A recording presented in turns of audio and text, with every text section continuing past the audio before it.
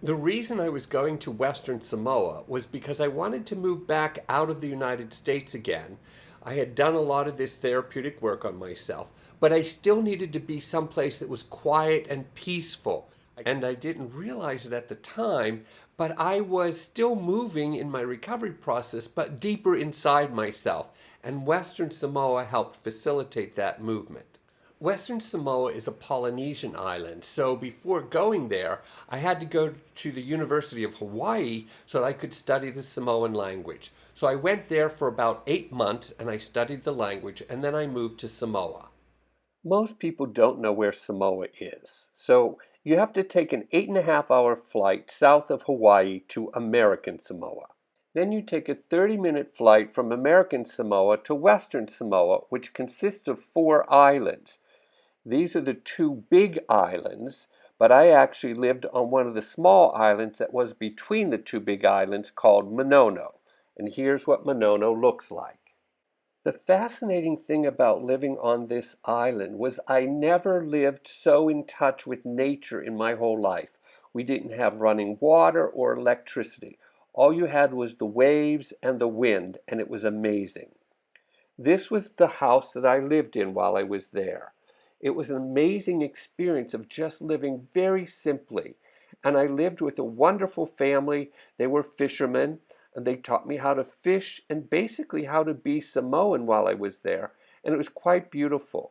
They also relax very often and really enjoy sort of reflection and reading.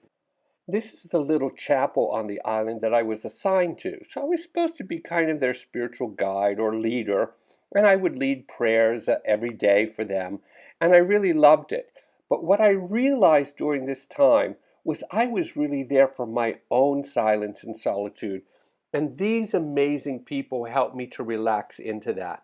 By sort of absorbing their way of life and their simplicity and their quietness and gentleness, I was being healed from all the turmoil and the violence and the disruption that was inside myself from having lived in the violence of the Middle East. And during this time, I was reading Samoan proverbs, and I found an amazing proverb that helped me so much.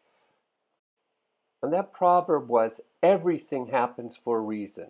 Everything has a purpose. Happiness comes from finding this purpose in your life. And with those words of wisdom, I ended up leaving Samoa, seeking out even a place of deeper silence so I could figure out what was going on inside of myself. And that took me to my next place, which is a hermitage in California. Now, those of you who are in TRE, you're going to understand this. I was moving into deeper solitude, and I didn't realize what was happening. But remember, in light of our polyvagal theory, I want to show you what was happening that I know now to help you understand this process. So if you remember, when I was in New York and I was going through the counseling and bioenergetics, I was actually coming out of that freeze response, which was kind of the first stage of the recovery process.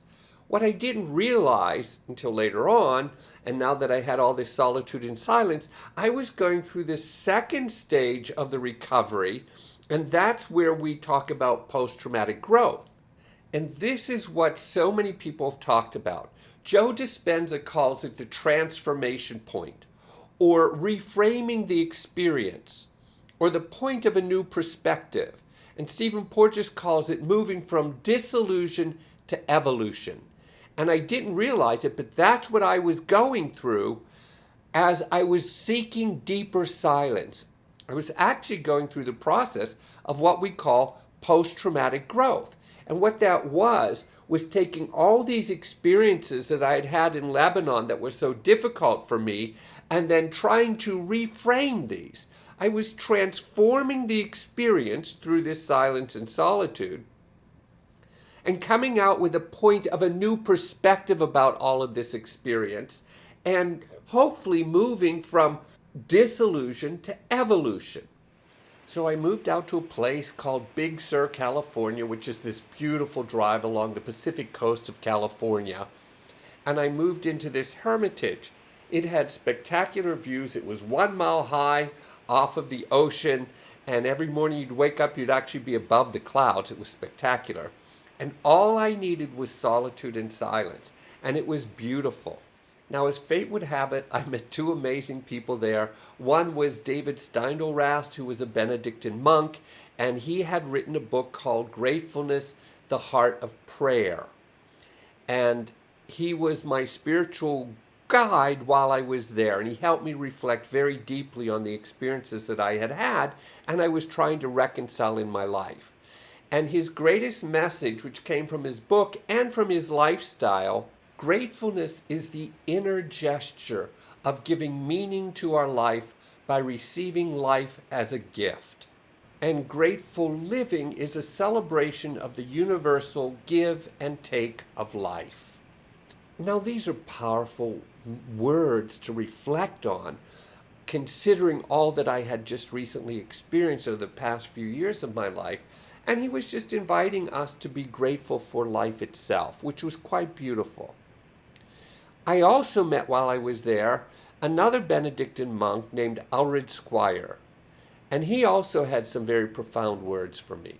And when I was telling him all that I experienced in life and all the difficulties that I had gone through, he said to me, well, you can decide whether to continue or to stop in life. But what you cannot do now is to cease to experience what you have already experienced. With that wisdom, with that solitude and silence, I really went into a depth of myself that I had never explored before, and it was transforming me through life. Not negating or trying to get rid of the past experiences I had, but somehow incorporating them into my life, and as post-traumatic growth would say, it was moving from disillusion to evolution. So then this took me to the next part of my life, which led me to New Zealand.